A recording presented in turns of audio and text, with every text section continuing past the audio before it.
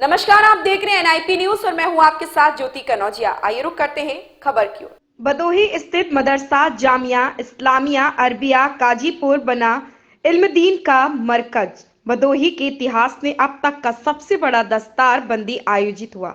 भदोही वालों के लिए बड़े ही गर्व की बात है कि मदरसे के अध्यापक चटाई नशी व बोरिया नशी ने कड़ी मेहनत और लगन से मदरसे से दीन की खिदमत के लिए नायाब हीरे तराशे।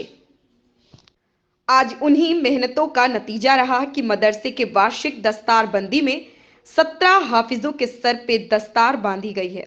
मोहल्ला काजीपुर स्थित फकीर सेठ के अहाते में बीती रात जलसे ए पयामे इंसानियत कार्यक्रम किया गया। दस्तार बंदी में हाफिजों के शरों पर दीन की खिदमत करने का ताज आलिमों द्वारा रखा गया तो वहां मौजूद उनके माँ बाप के आंखों से खुशी के आंसू छलक पड़े। इस प्रोग्राम में आए मुफ्ती मोहम्मद जुनेद नदवी काज़मी ने अल्लाह और उसके रसूल के बताए हुए मार्ग पर चलने की नसीहत दी। वहीं मौलाना मोहम्मद यहिया नदवी काज़मी ने भी इस्लामी तौर तरीके पर अमल करते हुए जिंदगी गुजारने की बात कही।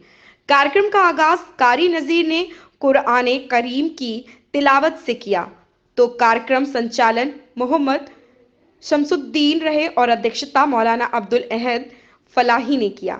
रौनक के स्टेज मौलाना अरशद अली नदवी, मौलाना अतीकुर रहमान नदवी, कारी शमशाद अहमद, मौलाना सोहेब आलम नदवी, कारी इस्माइल, मौलाना मोहम्मद आरिफ, हाफिज अजगर हुसैन रहे। तो वहीं बानिए मदरसा लायके सद एहतराम हाजी हलीमुल्ला अंसारी, हाजी मुनव्वर अली अंसारी, हाजी मुश्ताक, हाजी अशरफ अली हाफिज जी सहित कारी इब्रार आलम, मौलाना आफ्ताब नदवी, मौलाना डॉक्टर मुतीउर रहमान नदवी, सुहेल अकबर अंसारी आदि प्रमुख रूप से रहे। भदोही से आफ्ताब अंसारी की रिपोर्ट। रेहल पर कुरान करीम को रखते हैं। अब उस लकड़ी की निस्बत जब कुरान करीम से जुड़ गई तो अब उस लकड़ी पर कोई बैठ नहीं सकता, कोई चप्पल और जूता नहीं रख सकता, कोई उस पर पेशाब और पैखाना नहीं कर सकता। लकड़ी वही है, लेकिन जब निस्बत उसकी कुरान करीम के साथ जुड़ गई तो उस लकड़ी का दर्जा और उसका मकाम बढ़ गया। मेरे भाई और बुजुर्गों, जब हम अलग से फिरौन का नाम लेते हैं, कारून और हामान का नाम लेते हैं, तो हम और आप मलऊन और मरदूद कहते हैं कि नहीं कहते हैं। लेकिन जब वही फिरौन और वही कारून जब उसको कुरान करीम में मिला करके पढ़ते हैं तो उसके पढ़ने पर हमको और आपको सवाब मिलता है कि नहीं मिलता है। एक हर्फ पर 10 नेकी मिलती है और फिरौन में 5 हुरूफ हैं। तो गोया के फिरौन को कुरान से मिला करके पढ़ा तो उस पर 50 नेकियां मिली। फिरौन वही फिरौन जो अलग से बोला तो मरदूद और मलऊन हुआ, और उसी फिरौन को जब कुरान से जोड़ करके पढ़ा तो उस पर सवाब मिला। ऐ मेरे भाई और बुजुर्गों, मुझे जो पैगाम देना है वो ये है कि जब कुरान की निस्बत से जिब्राइल अमीन तमाम फरिश्तों के सरदार करार पाए, कुरान की निस्बत से जब हुजूर अकरम सल्लल्लाहु अलैहि वसल्लम मखलूक में सबसे आला और अरफा करार पाए, कुरान की निस्बत से मक्के और मदीने की सरजमीन सबसे अच्छी जमीन करार पाई, कुरान की निस्बत से रमजान के महीने की अहमियत बढ़ी, कुरान की निस्बत से शब कद्र का दर्जा बढ़ा, कुरान की निस्बत से नमाज तमाम इबादतों में अफजल और बेहतर करार पाई, कुरान की निस्बत से कपड़ों की कीमत बढ़ी, कुरान की निस्बत से लकड़ियों की कीमत बढ़ी, कुरान की निस्बत से दफ्ती की कीमत बढ़ी। तो आप यकीन जानिए कि जिस बच्चे के सीने में कुरान करीम महफूज है और जिस बच्चे की सीने की निस्बत कुरान करीम से जुड़ गई, खुदाए पाक की कसम उसका मकाम किसी और का नहीं हो सकता। किसी दुनिया का बड़ा से बड़ा आदमी क्यों ना हो, बड़े से बड़े ओहदे पर फायज क्यों ना हो, लेकिन उसके सीने में कलाम इलाही महफूज नहीं है तो उससे बेहतर वो रिक्शा चलाने वाले का बेटा, वो ठेला खींचने वाले का बेटा, वो हल चलाने वाले का बेटा, वो कुदाल चलाने वाले का बेटा, जिसकी निस्बत कलाम इलाही से जुड़ गई तो उसका मकाम और उसका दर्जा बढ़ गया। वसल्लम ने कहा था किसी से कुछ न मांगना, चुपचाप घोड़े से उतरते थे और खुद घोड़ा उठाते थे और फिर घोड़े पे बैठ जाते थे, लेकिन मांगते नहीं थे किसी से कुछ। क्यों? अल्लाह के रसूल सल्लल्लाहु अलैहि वसल्लम ने कह दिया कि किसी से कुछ ना मांगो, तो बस अब नहीं मांगना। अब हम लोगों को अपने हाल पर गौर करना चाहिए। کیا یہی ایمان کا یہ حال ہم میں سے کسی کا ہے؟ ہمارا دین تو ہر خواہش پر قربان چڑھ جاتا ہے، آرام کی خواہش پہ قربان چڑھ جاتا ہے، زمانے کے چلن پہ قربان چڑھ جاتا ہے۔ زمانے کا چلن یہ ہے کہ اس طرح کے کپڑے لڑکیاں پہنیں تو ہر مسلمان باپ اور بھائی اپنے گھر کی عورتوں کو اور لڑکیوں کو وہ ناجائز لباس لا کر دے رہا ہے جس کو وہ جانتا ہے کہ اللہ اور اس کے رسول نے حرام قرار دیا ہے۔ معلوم ہے کہ اللہ اور اس کے رسول صلی اللہ علیہ وسلم نے فرمایا ہے، حکم دیا ہے کہ عورتوں کا لباس اس طرح کا ہونا چاہیے جس سے پورا جسم ڈھکتا ہو، جس سے حیا ٹپکتی ہو، تنگ لباس نہیں ہونے چاہیے، دوپٹہ ہونا چاہیے، سینہ ڈھکا ہوا ہونا چاہیے۔ معلوم ہے، مگر کیا بتائیں، چونکہ زمانے کا چلن یہ ہے اس لیے فلاں طریقے کا لباس پہنا جائے۔ ہم تو اللہ اور اس کے رسول صلی اللہ علیہ وآلہ وسلم کے حکم کو اس لیے توڑ دیتے ہیں، زمانے والوں کا یہ کہنا ہے۔ مولانا صاحب، اس زمانے میں بھی کہیں اس طرح کام چلتا ہے؟